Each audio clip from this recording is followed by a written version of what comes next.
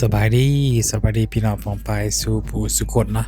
มาพบกับ2บาวิดตอนนี้บาวิดอัปเดตงานนี่แหละเนาะพี่น้องเนาะตอนนี้ถึงขั้นตอนที่จะเทคานนะพี่น้องเทคานก่อดีตอนนี้ครับลูกแต่เช้าขึ้นมาปูนไว้พี่น้องมาปูนไว้แต่เช้าก่อนตอนนี้กันเป็นกำลังขึ้นพี่น้องเป็นกำลังขึ้นเลยก็มาที่สมปูนนะพี่น้องเนาะตอนนี้ก็ยังใส่หนัก ทรงปูนสม2 คนนะเพื่อนเนาะเห็ดเสาไปเนาะเดือเสามาสม2 สอบอีกเทขานนะเพื่อนเพราะว่าขานมาหลายเทเทละหน่อยบาวิดว่ามีแบบที่จะมาประกอบแบบที่ร้ายเนาะมันผสมไปที่2 สอบผสมคนเดียวพี่เนาะกาแฟนะวะเฮ็ดซอยกัน2 คนเฮ็ดซอยกัน ตอนสมปูนก็จะประมาณนี้เนาะสมนี่เกี่ยวมาในหนึ่งแล้วก็สมนะพี่น้องเพราะว่านั่นก็เป็นหยาเลยสมปูนผสมซอยกันคนไปคนมาคนไปผสมมันก็เลยง่ายพี่น้อง1 2 3ก็นักสมปวดนะสมปูนใครบ่เคยสมเลยก็โอ้วิกระบวิทเคยสมมันก็ยังเมื่อยนะพี่น้องคนสิแหละโน้ตมันก็กันอีหยอกในจำนึง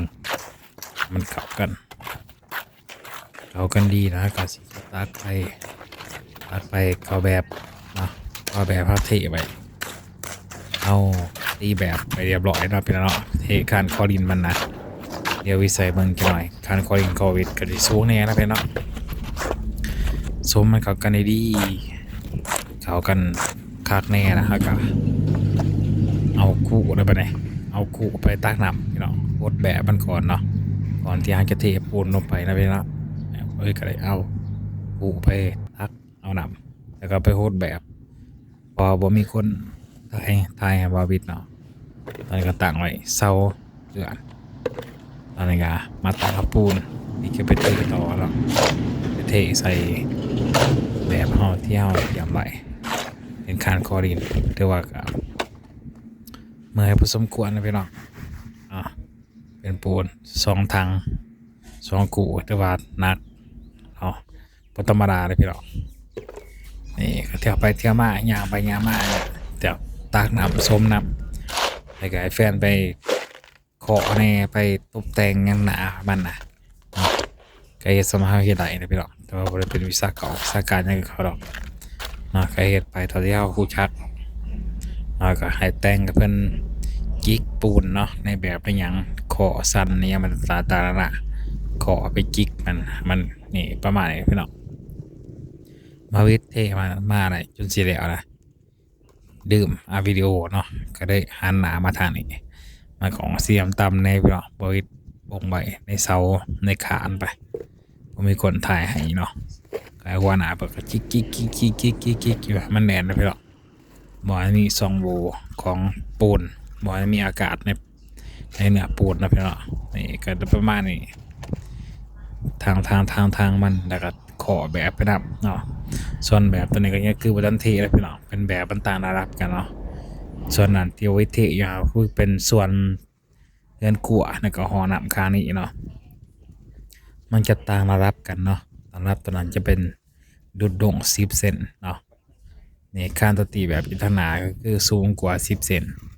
การที่เทก็คือลุดลง10 เซนห่างกัน10 เซนเนาะก็เทไปยันไหนพี่น้องสมสอบจะวามเบิงวามสิเรือปรวพอดี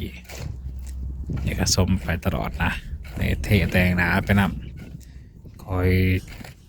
แต่งหนาไปตลอดพี่น้องความบักสูงเติบเนาะมาเทศขาน17 x 17เนาะ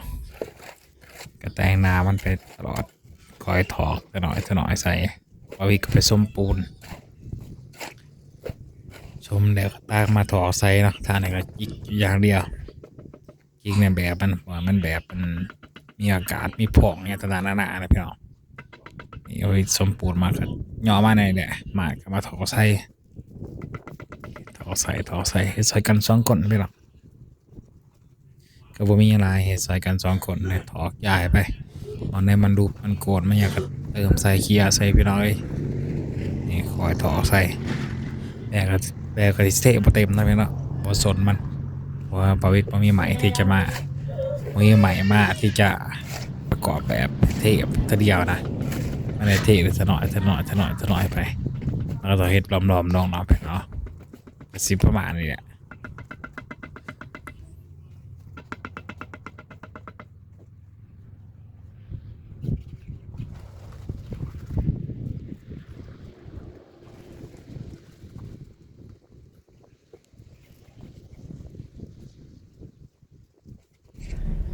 หลังจากนั้นบาวิกก็เทเนาะรู้สึกว่าปูนมันสิเหลือปูนสิเหลือน่ะเพราะว่ามันสุดสิ้นสุดบอนที่เฮาเทบอนที่เฮาตีแบบเนาะแบบทุตนาคือมันอยู่สูงกว่าระดับที่บริเทศเนาะ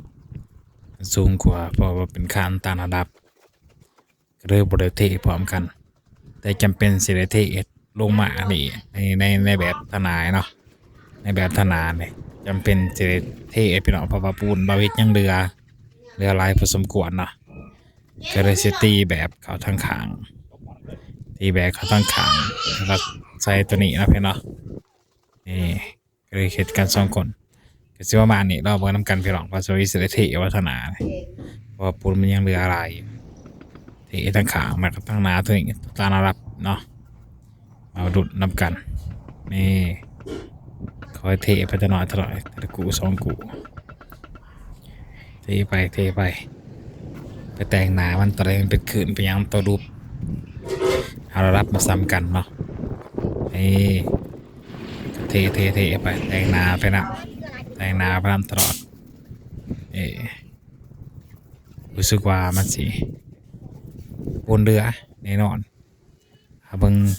ถ่ายคลิปไปเนาะบนมันเรือหน่อยหนึ่งก็เลยสิมาเทตะขางตีแบบไม่อีกพี่น้องตีแบบประมาณว่ากว่าประมาณแมตหาตีแบบเพิ่มประมาณแมตหาแล้วก็เทเดี๋ยวมืออื่นเมื่อหนาสิมาเฮ็ดคลิปเบิ่งว่าสิเป็นแบบไหนหน้าตามันหน้าตาขาดเบิ่งแต่เสาร์บ่สิไปแก้แบบใหม่พี่น้องเบิ่งว่าสิเป็นแบบใดจะรับซีดีอยู่บ่เนาะพี่น้องเนาะก็ฝากติดตามรับชมเนาะเป็นกำลังใจให้วิทย์ให้คลิปต่อไปพี่น้องเห็นกัน2กดนี่แหละกดเมื่อยพี่น้องสมปูนย่อปูนมาตอกมาจิกเนาะเฮ็ดทั้งกัน2คนนี่ก็ได้เบิ่งยางเบิ่งแบบเบิ่งยางไงพี่น้องเพราะว่าปูนรู้สึกว่าปูนเหลือนี่เบิ่งว่ามันสิบอลได้เท่าไหร่บอลได้เท่าไหร่นี่บ่ได้รู้สึกว่ามันเหลือบัดนี้ปูนเหลือไว้ก็ได้หาใหม่หาหยังว่าสิไปต่อแบบแต่เขามีคนสิปิ่นเกาะให้หยังให้นะพี่เนาะก็ได้วิวประมาณนี้พี่น้องนี่วิวหาใหม่หาหลักหาหยังว่าสิมาตอกเสริมสิมาเทเพราะปูนมันยังเหลือก็ลายเติบแต่พี่น้องถ้าเบิ่งกันพี่น้องจะเป็นแบบใดทำอะไรมาแล้วเนาะ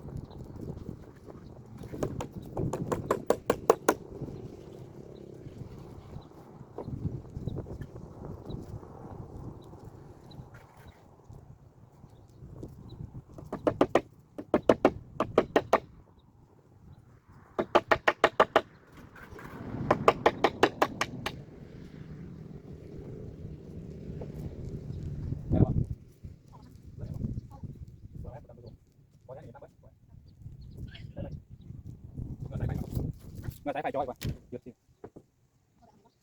เดี๋ยวสิ